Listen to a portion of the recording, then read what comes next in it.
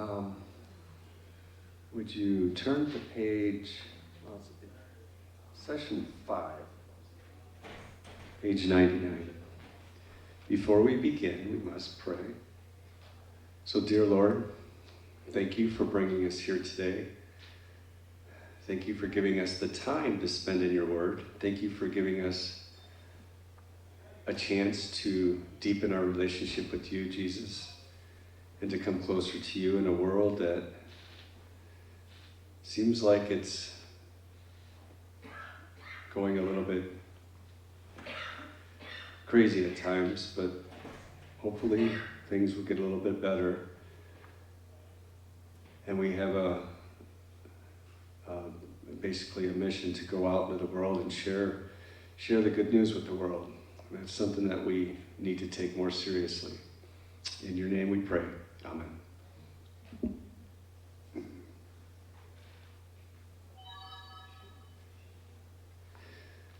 Before we begin, I want to go back just one lesson, which I taught last week, about Jacob and Esau.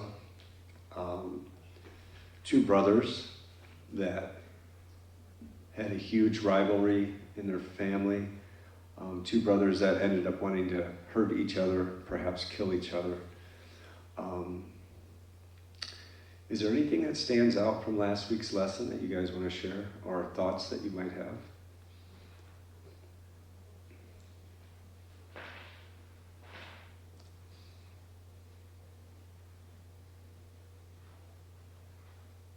Anything? We had a good discussion, but anything come to mind? Well, it's the ultimate rivalry between brothers, and it's taken to a point of no return. But we are going to learn a little bit about later in life. We're going to learn about, has anyone heard Joseph and the Technicolor Dreamcoat? Has everyone ever heard that? Yeah. Yeah. I remember as a kid, I remember seeing that, and it totally confused me. What is Joseph and the Technicolor Dreamcoat? That doesn't seem biblical at all, but that was something that they did. They put on it was a play, right? And you could go watch it in a theater, and it was, I did watch it later in life. It was rather interesting, but it kind of brought to life the brother rivalry and jealousy that we're about to talk about. Before I go to that, though, I want to share something real quick. A couple weeks ago, I had a chance to go to church with my nephew in Indiana, and we went to the bookstore, and of course I love reading books, so we got a book called The Jesus Method, and I just wanted to read an excerpt from it. I'm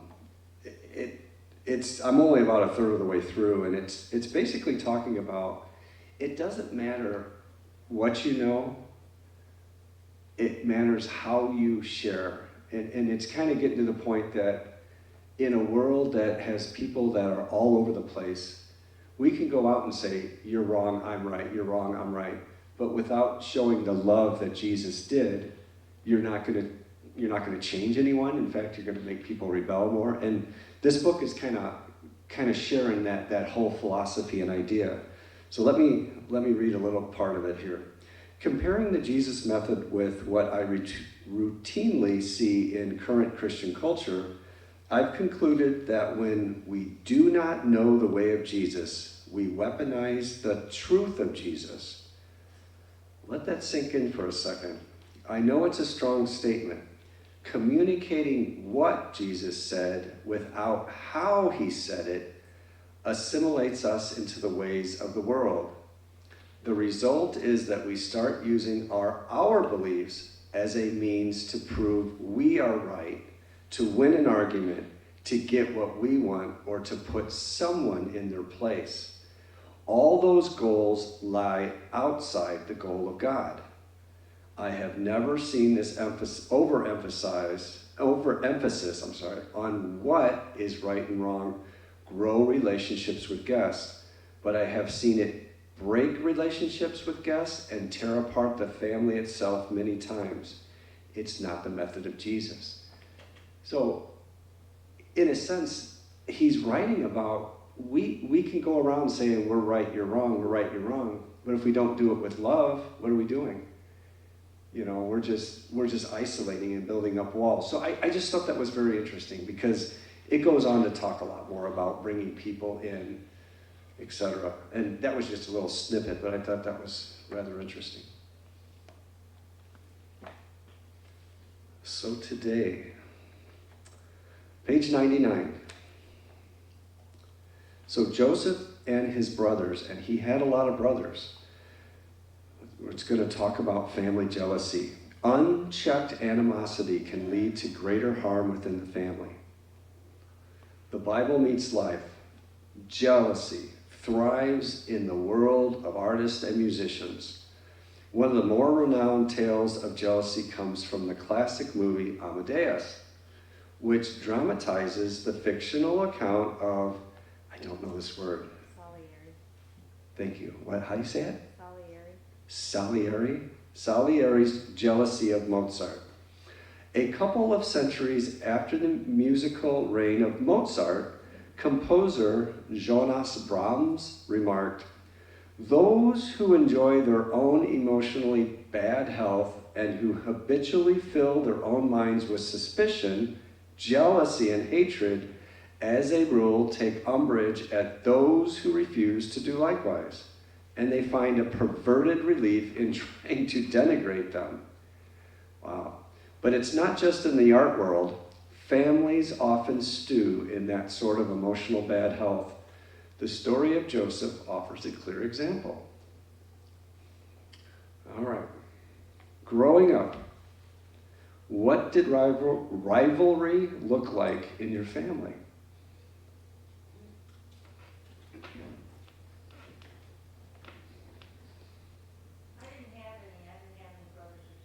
You were so lucky. You were an only child.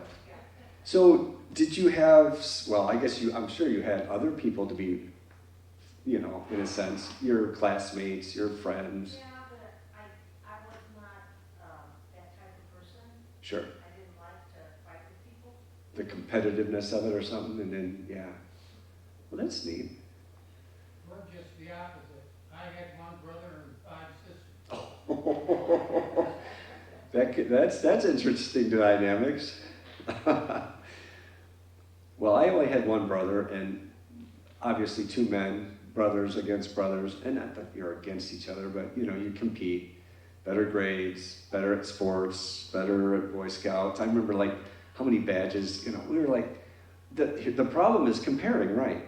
When you compare who you are to someone else, there's winners, there's losers. That's not what Jesus is all about. That's not what God is all about. And I mentioned this in men's Bible study yesterday, is He loves us for who we are, not what we think we should be, but, you know, who we are.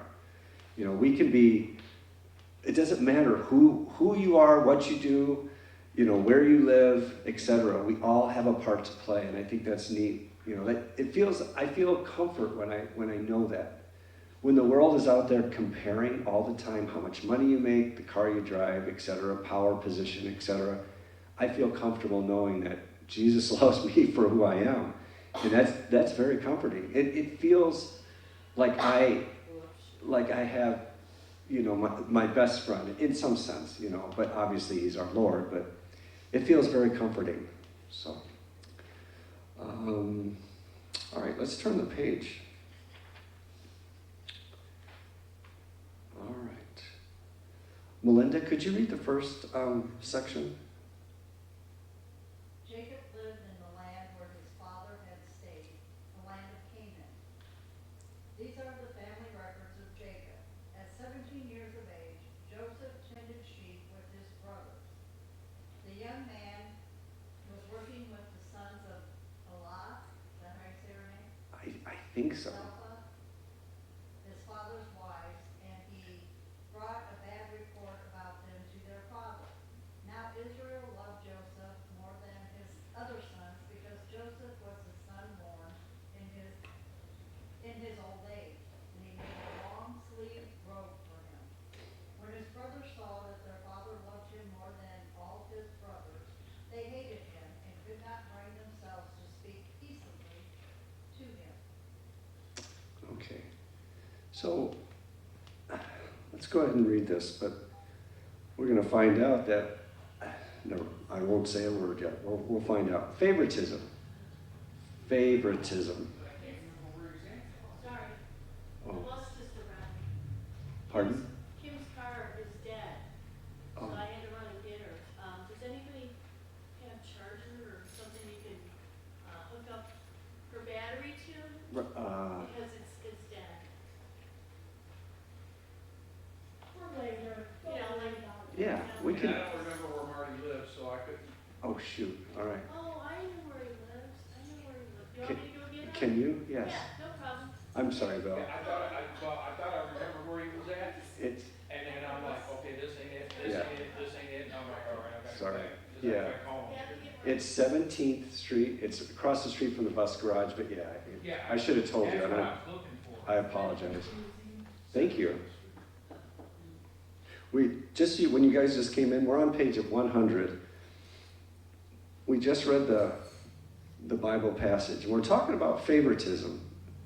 Favoritism was a constant factor throughout Jacob's life. In his boyhood, Jacob saw the pain that came from parental favoritism, as Isaac's favorite son was Esau, and Jacob was the favorite of his mother Rebekah. Now, in his old age, Jacob had a favorite son.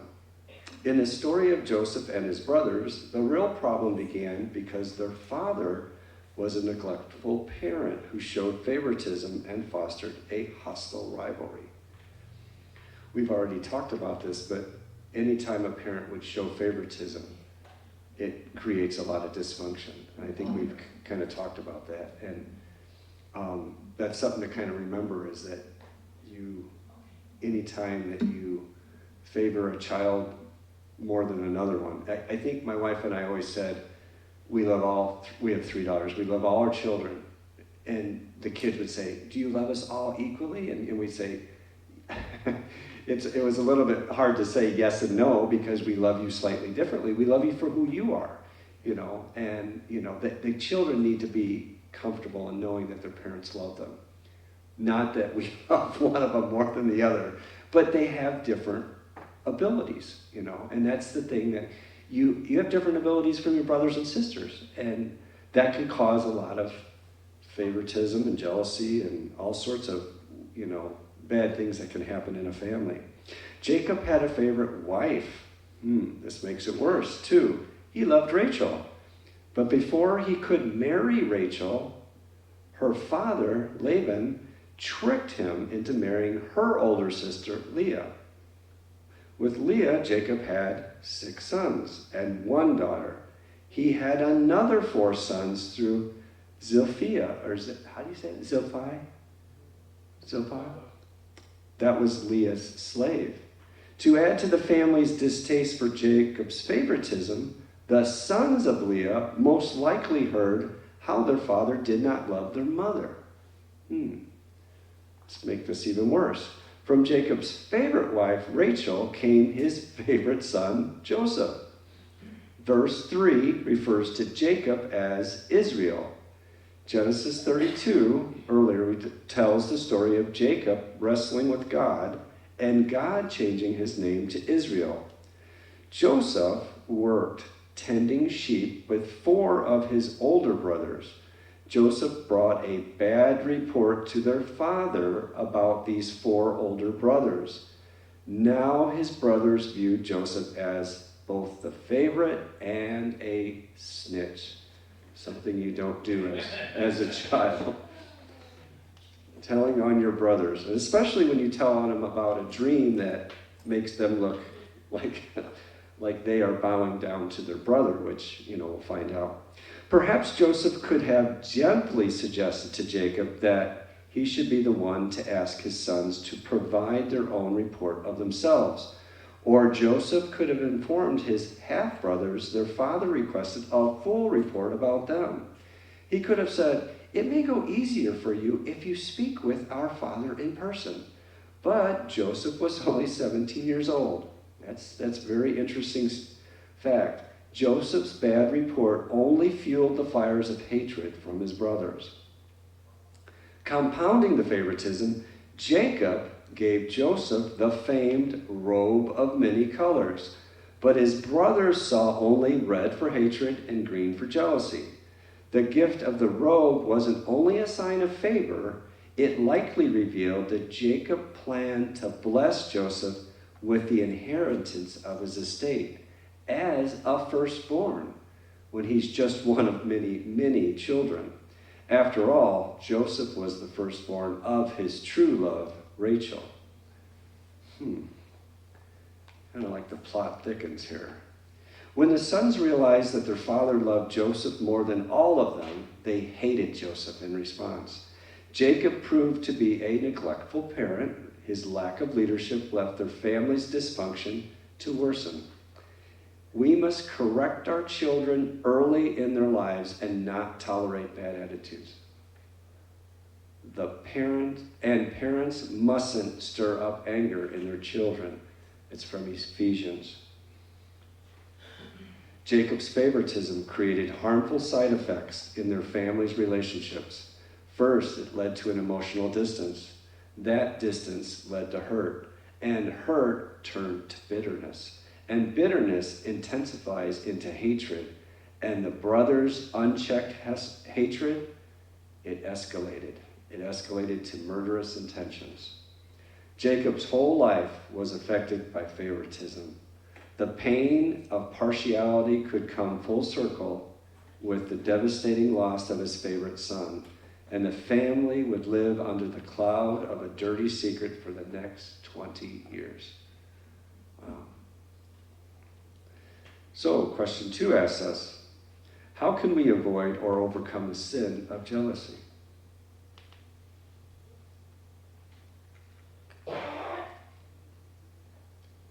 We're all jealous. Don't try to deny it. We all get jealous at times. Well, the wrong response, the one that popped in my mind was Say again? disown. Disown? No. But I think you just, I guess, acceptance. Acceptance. Yeah, acceptance and understanding. Sure. You know, maybe look at what the other, like if it's a parent-child relationship, look at, how they do favor you, Sure. I mean. I think though, Bill, too, sometimes it compounds itself because you're a child too, Right. a lot of times. And you can't view what the parent is doing in a mature way. You view it as they're favoring your brother or sister over you. Right. And sometimes that just compounds it. It just, it'll stew in your life for a long time. Right. I think I remember something, my parents did something with my brother once, and it was probably not a big deal, but it stewed with me for a long time that he was favored over, I don't know if they took him somewhere for his birthday or something silly. Right. But as a child, you don't understand. How is he able to go to this place and I only get this place, Yeah. That's the comparing thing again. Yeah. Yeah. Yeah, and I've done it. I mean, I've had 3 brothers. I mean, it's come up recently, like when I came home and then my niece came back home because they were living out of state. Yeah. I saw how my mom treated my niece differently. Mm-hmm. I mean, than how she treated us. Because I know that one of the things with my mom is she wanted girls, she did not want boys. Yeah. Well, she had 3 boys. Yeah. And And so I'm seeing this and I'm like, because like like as a teenager, yeah. I'm like, Mom, and I get yelled at that she doesn't have the money, she can't afford it. Yeah. Well, she can't afford what she's done. Yeah. And, and I'm like, Yeah. It's hard. It's like, well, but I gotta remember that, I mean, essentially, because my mom's raised my niece, her Yeah. granddaughter, Yeah. so to her, it's a mother-daughter relationship. My grandmother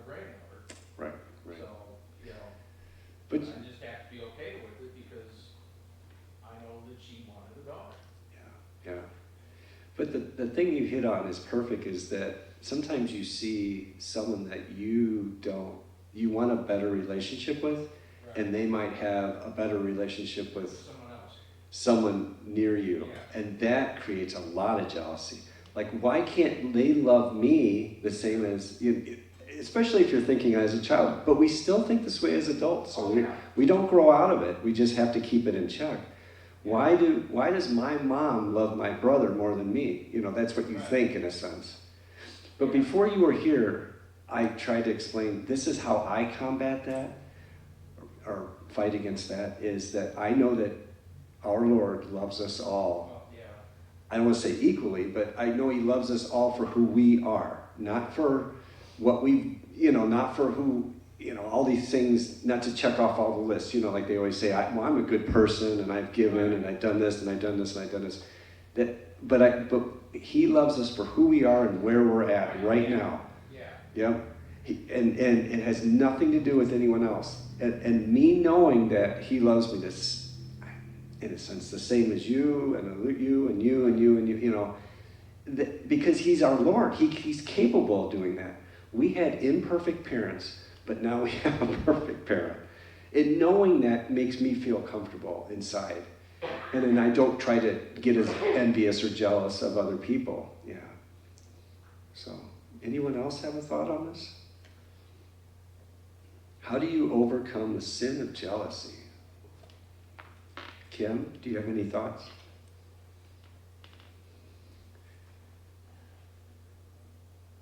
You're older and wiser than most of us in this room. I didn't mean that as a put down in any sense. I look at age as a sign of boy, I'm making everyone laugh, and I'm sorry that made everyone laugh. I look at age as a sign of wisdom. So I respect my elders, is what I'm saying. I'm not joking. I mean, I do joke a lot, but I'm not joking in this situation. What would your thought be? You don't have any now. Well, I'm glad we're laughing and not. 29? What was the question? What do you do to avoid the sin of jealousy? Yeah, that's a good question. Well, I don't know if this is overcoming it, but just, you can't hide it, because, it's on our face, probably. So you address it openly, in a sense? Do you have any brothers and sisters? Yeah, Okay. I'm the oldest of 10. Wow. Okay. Well, then your brothers and sisters might have something different to say, because you were the firstborn and the favorite and this and this and this and this. Like I was the firstborn, and I felt like my mother had me, and the more children she had, I felt further and further pushed away. Yeah. That's how I felt. And Sure. I don't know if I ever overcame it. Sure. But I think she just did the best she could with Right. what she had. Right. And, being in that different era, back in the 40s is when she was born. I was born in the 60s. And she just, Sure. and then I look at them and it's like, I have nothing really to be jealous of them because I feel so bad because of their upbringing. Yep. It could have been so much better. Yep. And these are family dynamics that we all have. Yeah. So thank you. Thanks for sharing that. Jolynn, do you like to read? Oh, you don't have a book? Would you like to read, young lady? I've got two. Oh, I'm sorry. We're on page 101, right in the middle of the page, the Genesis 37. They saw him in the distance, and before he had reached them, they plotted to kill him.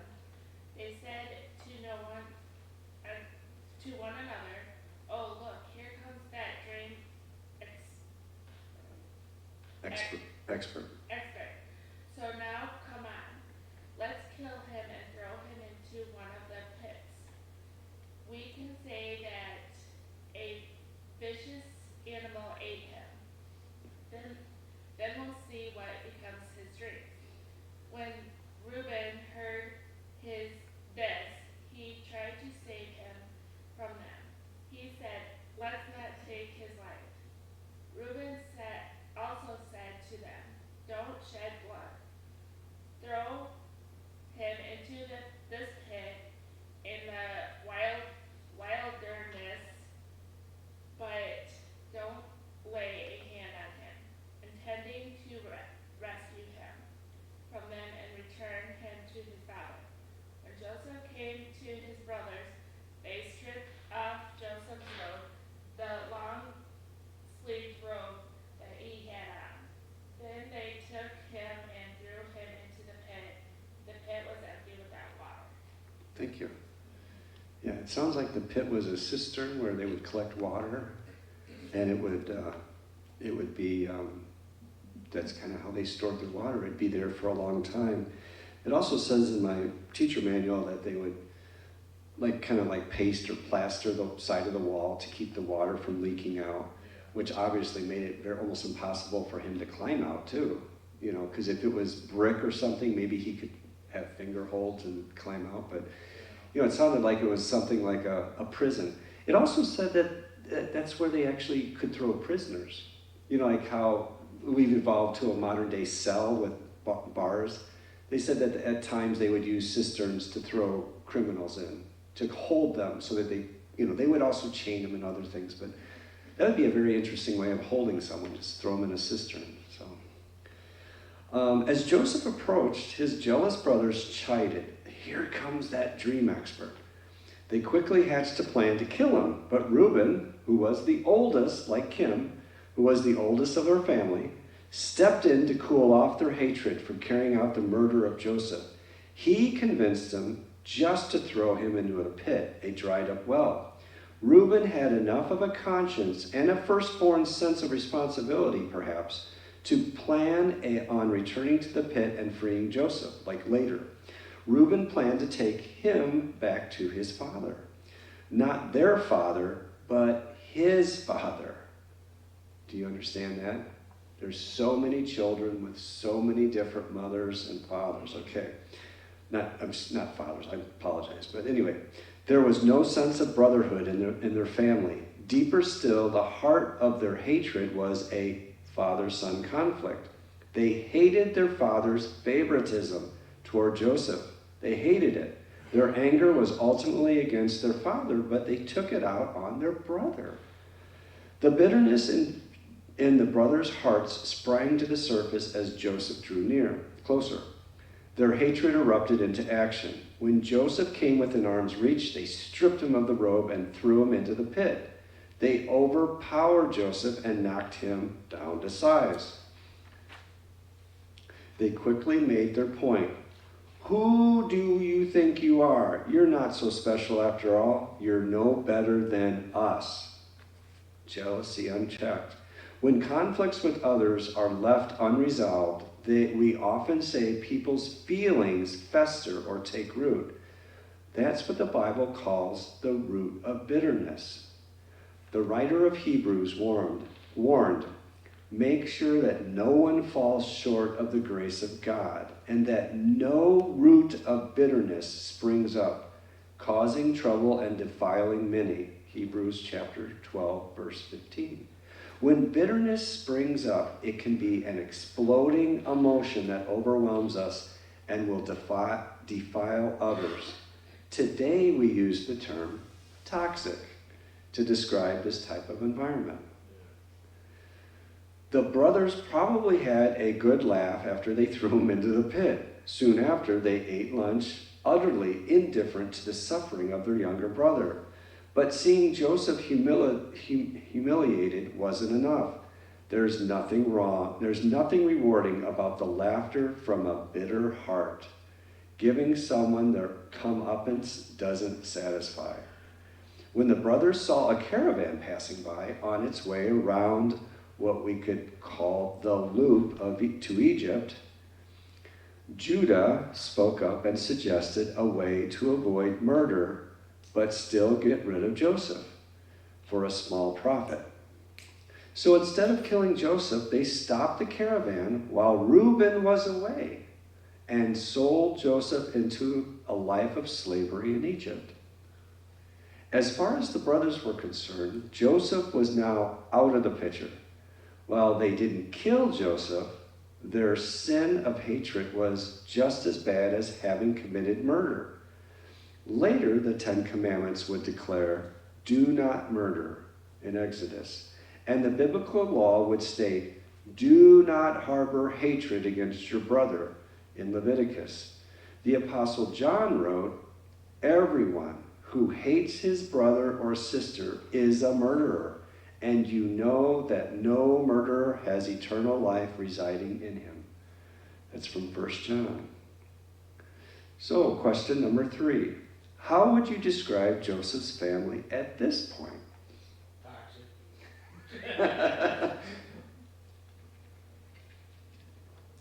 Very tough. Dysfunctional. Pardon?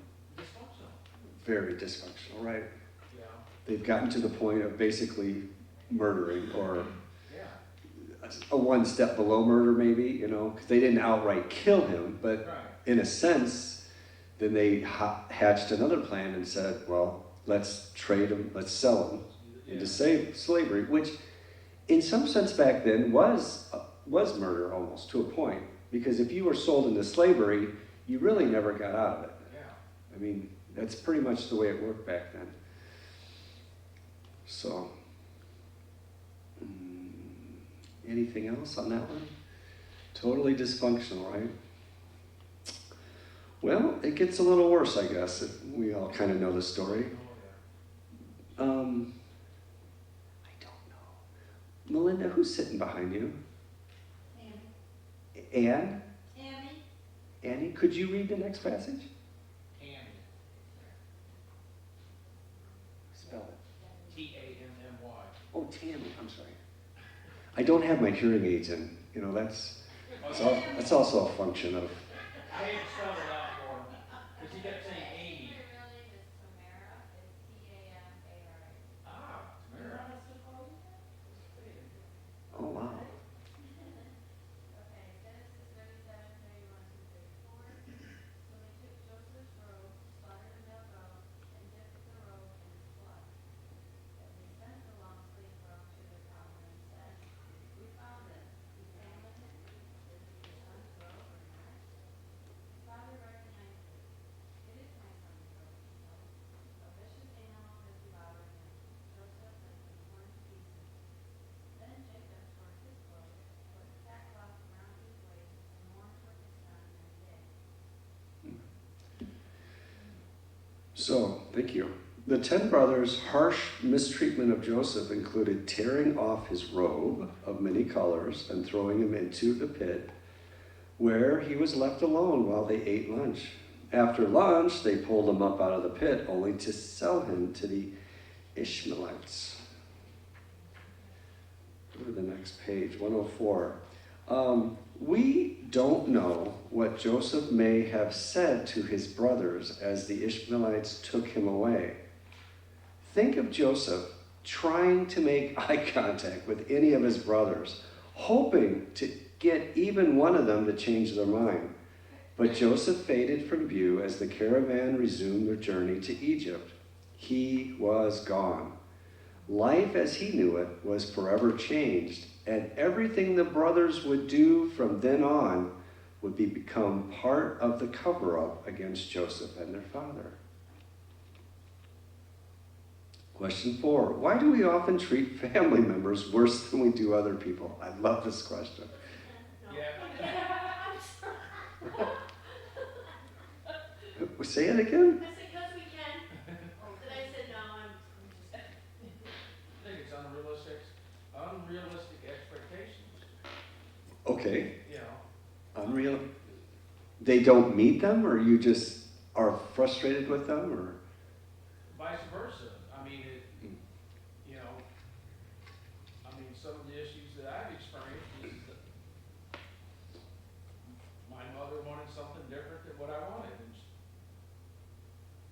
Okay, you know? I mean, I took a different path, okay, you know, than what she expected out of me, you know? First she wanted girls. you right. know, too. So Right. that was, She's still not over that. This kind of feels like a therapy session, right? but But- that's, but that, I know, but that's, It hurts, yeah, it Yeah, does. and- Rejection always hurts. Yeah. It roots from. right, Yes, you know, I mean, and when, you know, especially when you're rejected by a parent, yes, that's like, you know, Yeah. You came from her. right, yeah. right, you know, and it's like, why, you know, You feel mis- I never. well, yeah, you feel mistreated, you know, but then I went to the, okay, well, I can't do anything right, so I'm not gonna do anything at all. Okay, You know, and growing up, that's what I went to. so your actions become I can't worse, do- right? Yeah, I became worse because I didn't know, you know, More rebellious, more, yeah. oh yeah, obstinate. obstinate, rebellious, you know, Yeah. disappear, run away, you know, Cause you felt like nobody cared.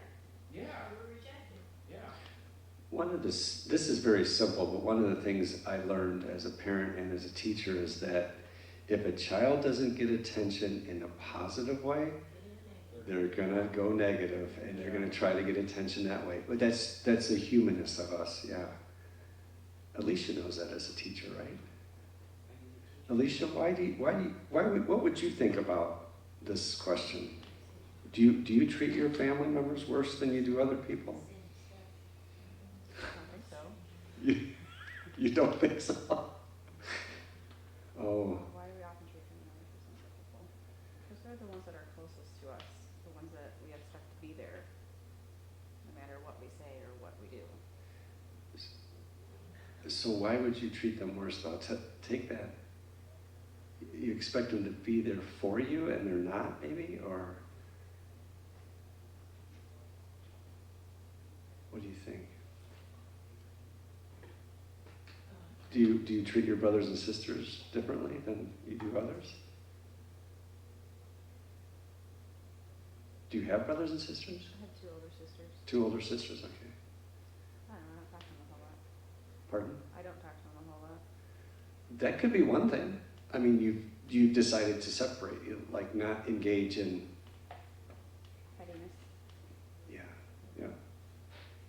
Deb, you go ahead. I'm sorry. Have you ever heard the old adage, you always hurt the ones you love?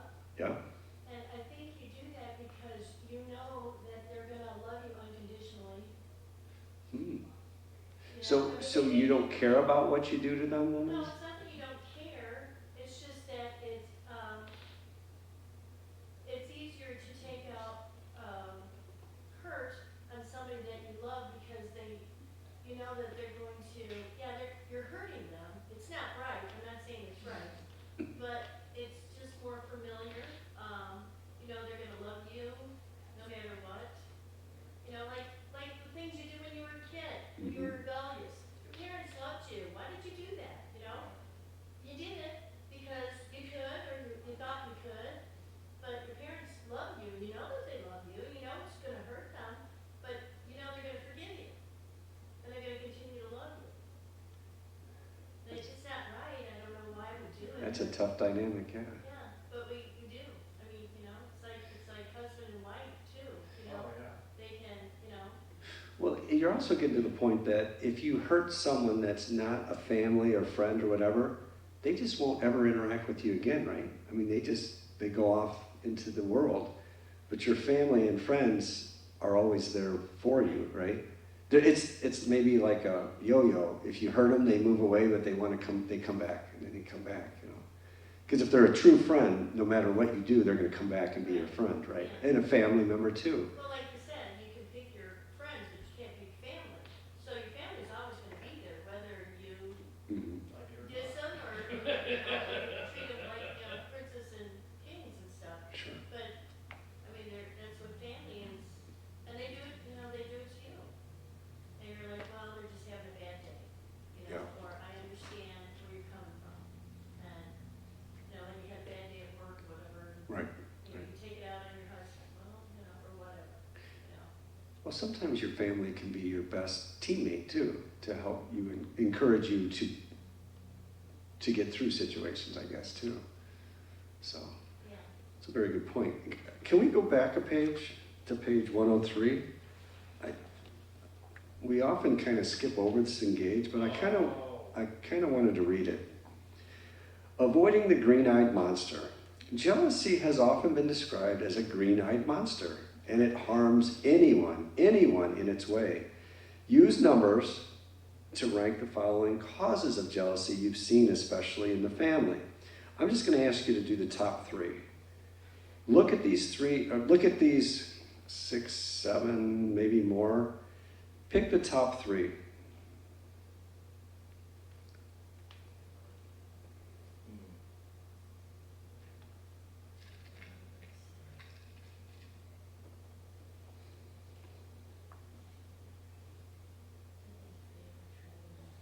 More attention. But I didn't have more money, but, Well, I mean, sometimes like the first two that popped in my mind was favor treatment and more more attention. attention. And then sometimes your siblings will get more money than you because they need more help than you. You know, I because didn't- you're single yeah, okay. parents and you're married now, and, you know, this one needs help and that one needs. Okay, go ahead and share, Bill. What are the top 3? Who? You, Bill. Well, I mean, There's no right or wrong answer, no, I know. obviously. There's Well, just, I mean, we're just sharing more. yeah, I mean, well, like favor treatment, more attention were the top 2, Okay, you know. okay. You know, more recently, you know, in the past few years, it could be money, Could be money, okay. because one of the things that my mom kept doing was, because Heather and her boyfriend don't work full-time jobs, or they kept losing jobs, she kept giving them money, she Sure. let them use the car, and I'm like, Mom, and food and things like that, and some of that I didn't have a problem with, but she kept doing it because people did it for my mom, being a single parent, and I'm like, Mom, she's not a single parent, they're 2 grown adults who won't go out and get jobs, Yeah, or they keep losing jobs because they don't, well, he wouldn't show up for work, yeah, you know, he just, I'm not going today, I stayed up too late, you know, I mean, and that's what I kept trying to tell her, you know, that's what I kept trying to, you know, and she kept looking at it a Christian thing to do, and I said, but they don't have 3 children, hmm. they're 2 adults. You bring up a very good point, because different people look at situations differently, Yeah. right? And there could be a male or female difference, there could be an age Right. difference, there could Yeah. be a that was then, this is now difference, because that's the way we did it back then kind of thing. And the other problem too is, when we look into situations, we don't know what's going on. We think we do, but there's so many other variables that, Yeah, you know, sometimes it's not our place to say, I know you're trying to give good godly advice, but sometimes we overstep our bounds and say, well, it should be done this way, you know. yeah, Like telling someone else how to raise their children. I know that's a hot topic here, but we don't know what's going on behind closed doors. We don't know we don't know half of what's going on. But we can always armchair quarterback. We can always sit back and say, well, you're going to have a bad kid later because you let him cry in the store and you gave him that toy or whatever, you know. right, well, and that's not how I was looking at it, you know, I was looking at it as, my mom's on a fixed income, and Mhm. she's overstretching herself, Yeah, trying to help, and she can't, you know, I mean, I've helped them, but when you keep seeing the same pattern right. occurring, that's causing all the issues with Yeah. someone else, it's like, I can't keep doing this. Right, I can't keep stretching myself financially to help people that Or are just, struggling. right, they're taking advantage of it.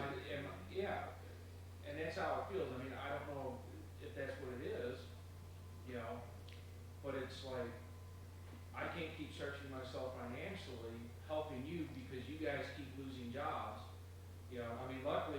been working, both of them been working. I mean, it's not full-time, but they've both been working for about a year now at the same place. So, Right. so I'm grateful for that. But there's, now she's pregnant, so she's getting ready to have Right. a kid, so that's gonna change things. and I know, Bill, it's a struggle. But there's an old adage, how do you get someone out of the mud? You let them wallow in it. You Be- give, because- I know, I know. Right, because to me, because that's what I had to do. I know. I mean, I went through that, I know. It's like I kept expecting everybody else to feel sorry for me, take care of me, do this for me, do Right. this. No, I had to pull myself out of the mud. You and had say, to- "Okay, I you had to gotta get clean out up and yourself, do yeah. this myself, because I cannot depend on other people, keep depending on other people, because I started seeing how I was. I was that same person who Yeah. was expecting everybody else to take care of me, Yeah. poor Bill. Yeah, poor Bill. And I couldn't, no, I could, and now. And Bill, we all have a little bit of victim in us because Oh, no, and I'm just saying no. In situations, I've caught myself playing poor me, Yeah. and it's like, stop doing this. Yeah. You know, it's like, you catch yourself doing it. So, the adage was to help someone out of the mud is you lend them a helping hand. But that's. But I understand. We can talk about this all day. The last question goes, what are some ways you found to help you avoid falling victim to the green-eyed monster?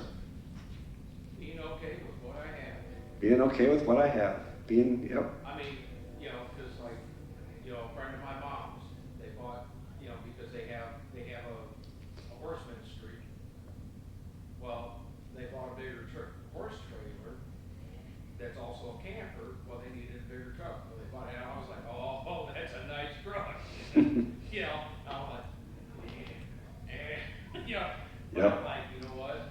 I'm okay with what I have because they bought it for a purpose. Right. It wasn't, but. And you hit it right on the nose. And part of the battle too is, think about this, is if you can recognize your jealousy and envy that pops up out of you, Yeah. you can control it, because sometimes we don't recognize that coming out in how we behave and how we treat people. So just the self-recognition and recognize, hey, why am I feeling this way when, and that will help you Yeah. towards where you should be going. Let me finish the lesson.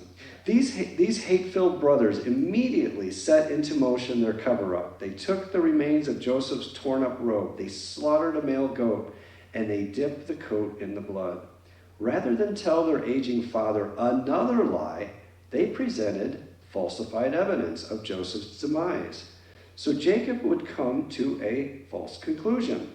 To add to the brothers' indifference, they sent word to Jacob with the evidence of the bloody robe. It sounds like they sent a messenger or a courier who appeared before Jacob using the art of deceptive questioning. Is it your son's robe or not? Verse 32. The brothers' deception against their father may remind you of Jacob's earlier deception against his father Isaac. Years earlier, if you remember, Jacob placed goat's hair on his arm to deceive his father into believing he was his brother Esau. There is a dreadful irony in that Jacob's sons deceived him about his son's death by using goat's blood. Interesting. Jacob couldn't conclude anything but that his favorite son Joseph was dead. Notice when they had the bloody robe presented to their father that they didn't speak the lie they had initially planned about a wild animal having eaten Joseph. Instead, the courier delivered the robe with a question, so Jacob would believe it without them having to say a falsehood. They let the false evidence and the cover-up state their case. They sent word, "We found this, examine it. Is it your son's robe or not?" Notice they never said Joseph's name. They never asked if the robe was their brother's, but to their father they said, "Is it your son's robe or not?" They couldn't speak kindly about about him even during Joseph's phantom death and their father's shock. What hatred and what indifference. Jacob concluded his son was dead from being torn apart by a wild animal, and his sons let him live with that lie as though it were a reality. Jacob's remaining sons let him sink into grief because of their hatred, deceitful ploy. The 10 brothers who did away with Joseph attempted to comfort their father, which became a part of their ongoing cover-up. Jacob had torn his clothes, put sackcloth around his waist, and mourned for his son many days. He was inconsolable. Jacob said he would take his grief for Joseph to the grave. Only those who have lost a child could begin to understand the depths of Jacob's grief. And so the last question, 5. What makes reconciliation so difficult for Christians?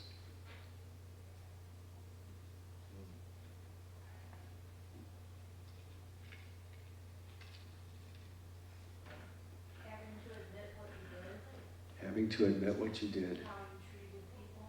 how you treated people.